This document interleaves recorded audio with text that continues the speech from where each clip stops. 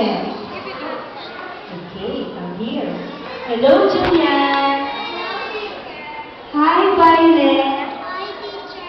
Okay, now I'm going to ask you questions, okay? Okay, Julian.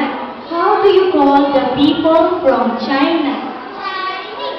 Very good. Now, how about you, Violet? Okay, what is the capital of China?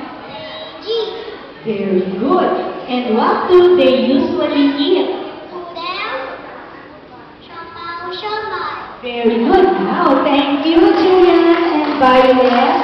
Okay, now, we are proud to present to you the nursery and kinder one children. They are going to sing a simple song entitled Wall I'm